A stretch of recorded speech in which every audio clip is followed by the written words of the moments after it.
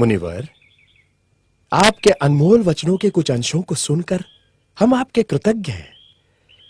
ऐसे उच्च विचार तो हमने जीवन में प्रथमतः ही सुने हैं। मुनिवर, हम दशरथ पुत्र राम हैं। अहोभाग्य हमारे, आज इस आश्रम की भूमि आपके आगमन से पावन हो गई। स्वयं प्रजापालक ही हमारे आतिथ्य में आए हैं। मुनि श्रेष्ठ, आप जैसे महान ज्ञानी ऋषियों के कारण ही हमारे राज्य की भूमि पावन है, किंतु आज तक आप जैसे सद्गुरु से हमारा परिचय कैसे नहीं हुआ? मुनिवर, क्या मैं पूछने की धृष्टता कर सकता हूं कि आप किस गोत्र और कुल से संबंधित हैं? अतिथि, मैं शंभूक, मैं शूद्र कुल से हूं। भ्रष्ट कर दिया शूद्र ने, पानी पिलाकर अपवित्र कर दिया हमें। छी छी, अब शरीर शुद्धि के लिए गौमूत्र छिड़कना होगा। ज्ञान की ऊंचाई पर एक नीच शूद्र? हमारा हृदय इसे स्वीकार नहीं करता। किंतु ये सत्य है राजा राम, मैं शूद्र हूं। ज्ञान की गंगा का स्पर्श मात्र ही जिनके लिए वर्जित है, उनके पास ज्ञान का भंडार असंभव।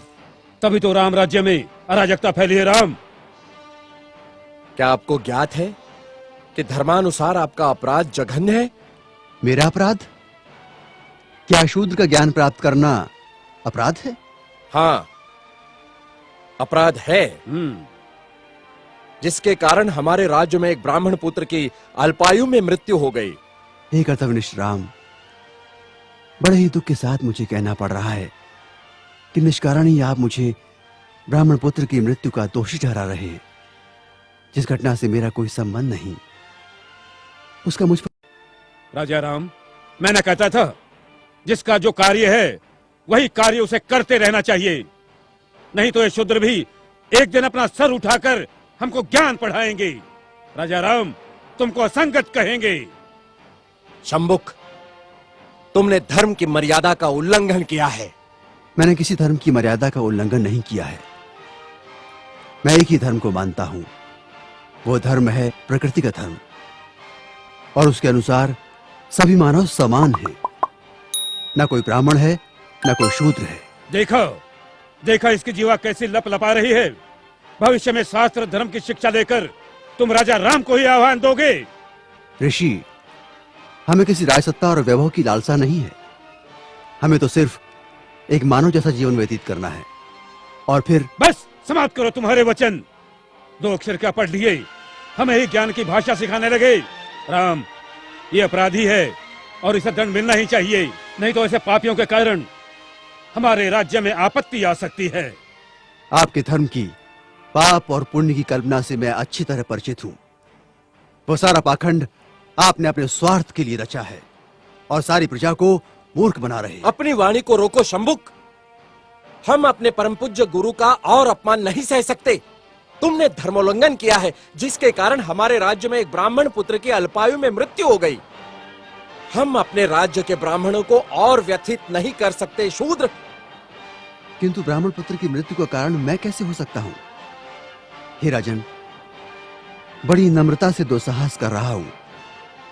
आप तनिक अपने मन दर्पण में झांक कर तो देखें, तो आपको पता चलेगा कि आज की और कल की आपकी छवि में कितना अंतर पड़ा है। हे मर्यादा पुरुषोत्तम, प्रजा के अहंकार को कुछ क्षण के लिए त्याग कर तो देखो।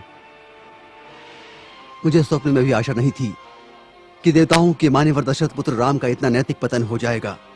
किसी ने बस कह दिया तो आपके सोचने की शक्ति क्षीण हो गई। राजदंड की आड़ में ऋषि का वध करने के लिए उद्युक्त हो गए।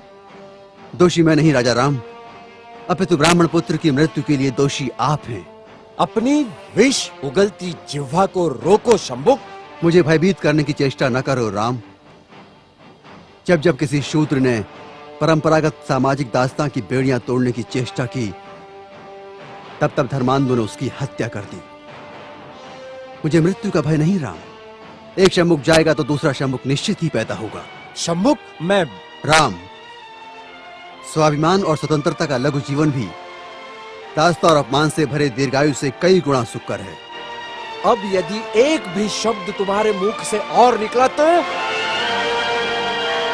मैं सत्य हूं और सत्य की कभी मृत्यु नहीं होती।